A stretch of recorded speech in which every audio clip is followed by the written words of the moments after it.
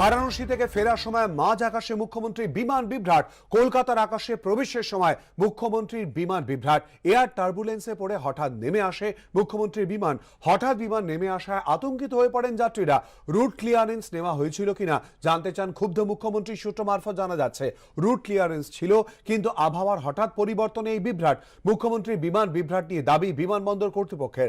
মাঝ আকাশে বিমান বিভ্রাট, মুখ্যমন্ত্রীর নিরাপত্তা নিয়ে প্রশ্ন বিভিন্ন মহলে।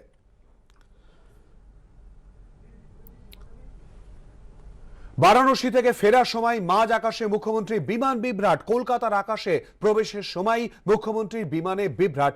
এয়ার টার্বুলেন্সে পড়ে হঠাৎ নেমে আসে মুখ্যমন্ত্রীর বিমান। হঠাৎ বিমান নেমে আসায় আতঙ্কিত হয়ে পড়েন যাত্রীরা।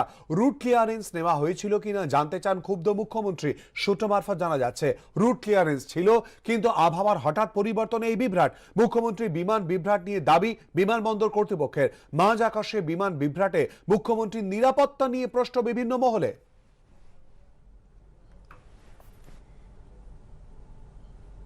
পুরভোটের পর খড়গপুরে প্রকাশ্যে বিজেপির গোষ্ঠীকন্দল। হিরণ চট্টোপাধ্যায়ের সামনে দলীয় নেতাকে মারধরের অভিযোগ উঠল বিধায়কের অনুগামীদের বিরুদ্ধে। অভিযোগকারীর বিরুদ্ধে পাল্টা পুরভোটে অন্তর্ঘাতের অভিযোগ তুললেন হিরণ। এ নিয়ে কটাক্ষ করেছে তৃণমূল। খড়গপুরে বিজেপি নেতাকে মারধরের অভিযোগ। কাঠগড়ায় খোদ বিজেপি বিধায়ক হিরণ চট্টোপাধ্যায়। পুরভোট মিটতেই খড়গপুরে প্রকাশ্যে এলো গেরুয়া শিবিরের কোন্দল। বিজেপি বিধায়ক হিরণ চট্টোপাধ্যায়ের সঙ্গে বিবাদে জড়ালেন দলেরই আর এক নেতা। খড়গপুর পুরসভার ৩৩ নম্বর ওয়ার্ডে এবার জয়ী হয়েছেন হিরণ। ওই ওয়ার্ডেরই বাসিন্দা বিজেপির জেলা কমিটির সদস্য চঞ্চল কর। তার দাবি পুরভোটের আগে তিনি বাড়ির একটি ঘর পার্টি অফিস হিসেবে ব্যবহার করতে দেন। অভিযোগ বৃহস্পতিবার সেখানে কর্মী সভা চলাকালীন এক বিজেপি কর্মীকে মারধর করা হয়। প্রতিবাদ করায় হিরণ চট্টোপাধ্যায়ের অনুগামীরা তাকে ধাক্কা দিয়ে বের করে দেন। এমনকি মারধরও করা হয় বলে অভিযোগ। সবার সামনে পার্টি অফিস থেকে বার করে মারধর করেছে আমাদের সবচেয়ে পুরনো কর্মী গণেশ দে। আমি পার্টি করার অনেক আগে থেকে বিজেপিটা করে, ওকে জোর করে ঘাড় ধাক্কা দিয়ে পার্টি অফিস থেকে বার করে দেয়। বললাম কী ব্যাপার, এটা কী হচ্ছে হিরণ? বলার সঙ্গে সঙ্গে হিরণ আমার দিকে টান নেয় এবং বলে ওনাকে মার, ওনার সব কিছু কাড়িয়ে নেই। হিরণ চট্টোপাধ্যায়ের পাল্টা অভিযোগ, পুরো ভোটের আগে ভোটারদের প্রভাবিত করার চেষ্টা করেন বিজেপি নেতা। বাড়ি বাড়ি গিয়ে বিজেপিকে ভোট না দেওয়ার জন্য হুমকি দেন। হঠাৎ করে উনি গেট ফেট খুলে দুমাদ্দম ঢুকে ওনাদের উপরে বলেন যে আপনারা এক্ষুনি এখান থেকে বেরিয়ে যান। আমাকে যখন ধাক্কা মারে তখন মহিলারা আর কোনো সংযত হতে পারেননি। মহিলারা ওনাকে ধরে ওখান থেকে বার করে দিয়েছেন। উনি প্রত্যেক বাড়িতে বাড়িতে গিয়ে বলেছেন যে হিরণকে ভোট দিবি না, 1 নম্বরে ভোট দিবি, বাড়িতে এসে 500 টাকা করে নিয়ে যাবি। এই ঘরটা আমারই। আমি 15ই আগস্ট তৎকালীন জেলা সভাপতি বিজেপির সোমেন তিওয়ারিকে দিয়ে এই পার্টি অফিস ওপেন করেছিলাম। আমি লাস্টের 2-3 দিন যেহেতু বেরোয়নি, কারণ উনি কিছু মিথ্যা প্রতিশ্রুতি দিচ্ছিল মানুষের সাথে, কিছু অসাংবিধানিক কথাবার্তা এবং অন্য কিছু কথাবার্তা প্রতিশ্রুতি ঠিকঠাক বলছিল না। তো এই নিয়ে ওনার সাথে আমার একটু মতভেদ হয়। বিজেপির ঘরোয়া কোন্দল নিয়ে কটাক্ষ ছুড়েছে তৃণমূল। শুনলাম ওদেরই কোনো এক নেতার বাড়ি, তিনি তার বাড়িতে সাময়িক অফিস করার জন্য নাকি জায়গা দিয়েছিলেন।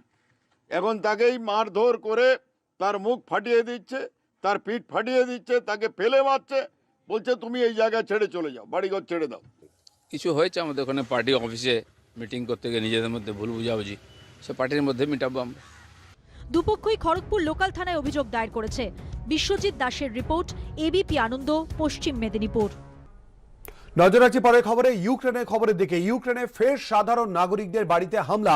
রুশ সেনার বিরুদ্ধে গুলি চালানোর অভিযোগ। ইউক্রেনের ওপরে রাশিয়ার আক্রমণ বন্ধ না হলে আরও কড়া নিষেধাজ্ঞা জানালো G7 এর অন্তর্ভুক্ত দেশের বিদেশ মন্ত্রীরা।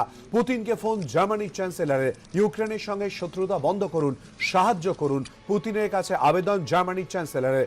এই সপ্তাহের শেষে রাশিয়ার সঙ্গে ইউক্রেনের 3য় দফার আলোচনার সম্ভাবনা। জেপোরোজিয়ায় ইউরোপের বৃহত্তম পারমাণবিক বিদ্যুৎ কেন্দ্রে হামলা। অবিলম্বে সেনা প্রত্যাহার করুন পুতিন। হামলার নিন্দা করে প্রতিক্রিয়া ন্যাটো সেক্রেটারি জেনারেলের তরফ থেকে এই প্রতিক্রিয়া। প্রতিবেশী দেশের প্রতি কোনো রকমের খারাপ উদ্দেশ্য নেই জানালেন রাশিয়ার প্রেসিডেন্ট পুতিন। রাশিয়ার নতুন পণ্য বিক্রি ও পরিষেবা দেওয়া বন্ধ করল মাইক্রোসফট। এএফপি সূত্রে খবর।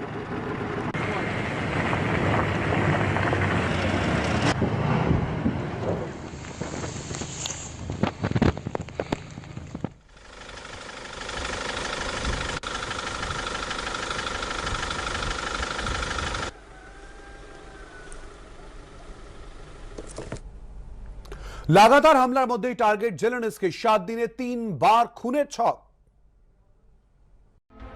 কিউবার প্রাক্তন প্রেসিডেন্ট ফিদেল কাস্ট্রো থেকে প্রাক্তন মার্কিন প্রেসিডেন্ট রোনাল্ড রেগন, যুগে যুগে রাষ্ট্রনায়কদের হত্যার চেষ্টার ছক নিয়ে তোলপাড় হয়েছে বিশ্ব। এবার রুশ ইউক্রেন যুদ্ধের মধ্যে রাশিয়ার প্রেসিডেন্ট ভ্লাদিমির পুতিনকে হত্যা করতে রুশ নাগরিকদের কাছে আহ্বান জানালেন মার্কিন সেনেটর লিন্ডসে গ্রাহাম। এর মধ্যেই চাঞ্চল্যকর আরও একটি তথ্য সামনে এসেছে। রাশিয়া এক সপ্তাহে তিনবার ইউক্রেনের প্রেসিডেন্ট ভলোদিমির জেলেনস্কিকে খুনের চেষ্টা করেছে বলে দাবি করেছে মার্কিন সংবাদ মাধ্যম। একটি বিশেষ ঘাতক দল জেলেনস্কিকে হত্যার চেষ্টা করেছিল, তবে 3বারই রক্ষা পেয়েছেন ইউক্রেনের রাষ্ট্রপতি। সম্প্রতি ইউক্রেনের ন্যাশনাল সিকিউরিটি এবং ডিফেন্স কাউন্সিল ওয়েলেস্কি ড্যানিলভ চাঞ্চল্যকর দাবি করেন, ইউক্রেনের প্রেসিডেন্ট ভলোদিমির জেলেনস্কিকে মারতে গোপনে চেচেন জঙ্গিদের পাঠিয়েছিল রাশিয়া। যুদ্ধে অংশ নিতে না চাওয়া রাশিয়ার ফেডারেল সিকিউরিটি সার্ভিসের থেকে এই তথ্য পেয়ে যায় ইউক্রেন। আগে ভাগে সেই খবর পেয়ে ইউক্রেনের নিরাপত্তা বাহিনী চেচেন জঙ্গিদের পরিকল্পনা বানচাল করে দেয়। এবিপি আনন্দ।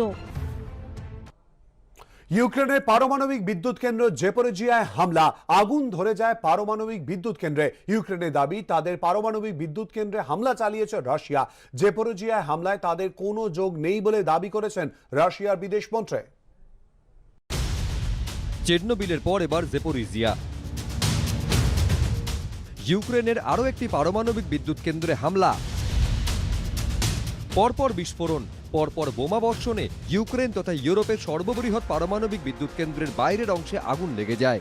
হামলায় ইউক্রেনের 3জন সেনার মৃত্যু হয়েছে, আহত হয়েছেন 2জন।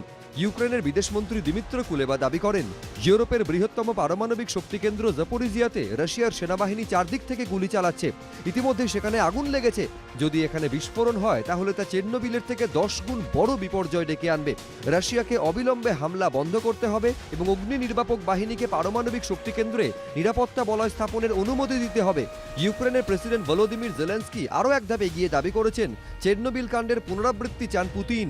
গোটা বিশ্বের কাছে সাহায্য চেয়ে তিনি বলেছেন, ইতিহাসে প্রথমবার, মানব সভ্যতার ইতিহাসে এই প্রথমবার সন্ত্রাসবাদী রাষ্ট্র পরমাণু হামলা করতে চাইছে। যদি দুর্ঘটনা হয় তাহলে সবকিছু শেষ হয়ে যাবে, ইউরোপ শেষ হয়ে যাবে। ইউরোপীয় ইউনিয়নের এগিয়ে আসা উচিত। যদিও রাশিয়ার বিদেশমন্ত্রীর দাবি, জেপোরিজিয়ার পারমাণবিক কেন্দ্রে হামলার ঘটনা ইউক্রেনের অভ্যন্তরীণ অন্তর্ঘাত, এর সঙ্গে রাশিয়ার যোগ নেই। ইউক্রেনে 20টি নিউক্লিয়ার রিয়েক্টর বা পরমাণু চুল্লি রয়েছে, তার মধ্যে চেরনোবিলের পরমাণু চুল্লিটি বন্ধ। ইউক্রেনে 19টি পরমাণু চুল্লি সক্রিয় রয়েছে, তার মধ্যে 6টি রয়েছে জেপোরিজিয়ায়। এই হলো জেপোরিজিয়া পারমাণবিক বিদ্যুৎ কেন্দ্রের পরমাণু চুল্লিগুলি। পরপর 6টি পরমাণু চুল্লি রয়েছে জেপোরিজিয়া পারমাণবিক বিদ্যুৎ কেন্দ্রে। আর পরমাণু কেন্দ্রে এই হামলায় ফিরিয়ে এনেছে আজ থেকে প্রায় 36 বছর আগের এক ভয়ঙ্কর স্মৃতি। 1986 সালের এপ্রিল মাসে তৎকালীন সোভিয়েত রাশিয়ার চেরনোবিল পারমাণবিক বিদ্যুৎ কেন্দ্রে একটি চুল্লিতে বিস্ফোরণ ঘটে, যাতে মৃত্যু হয় 32 জনের। বিস্তীর্ণ এলাকা জুড়ে শক্তিশালী তেজস্ক্রিয় বিকিরণ ছড়িয়ে পড়ে।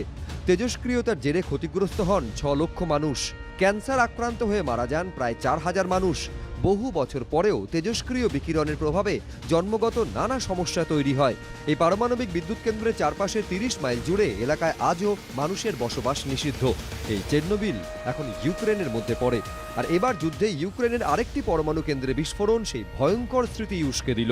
তবে এরই মধ্যে আসার খবর হলো, আন্তর্জাতিক পরমাণু শক্তি সংস্থা জানিয়েছে, ইউক্রেনে জেপোরিজিয়া পরমাণু বিদ্যুৎ কেন্দ্র থেকে কোনো তেজস্ক্রিয় বিকিরণ হয়নি। হামলার পরই এই পরমাণু বিদ্যুৎ কেন্দ্রের দখল নিয়েছে রাশিয়া। এবিপি আনন্দ।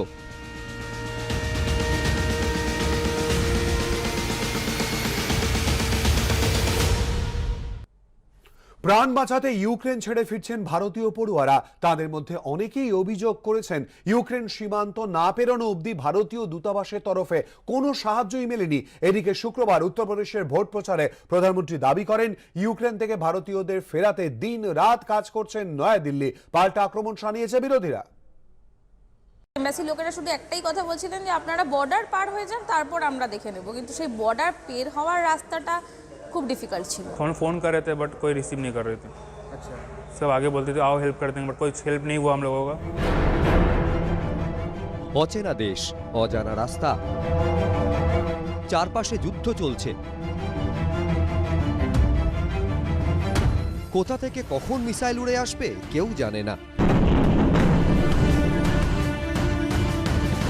তার মধ্যে দিয়ে মাইলের পর মাইল রাস্তা পেরোতে হয়েছে এই ভারতীয় ডাক্তারি পড়ুয়াদের, তবে পুরোটাই নিজেদের চেষ্টায়।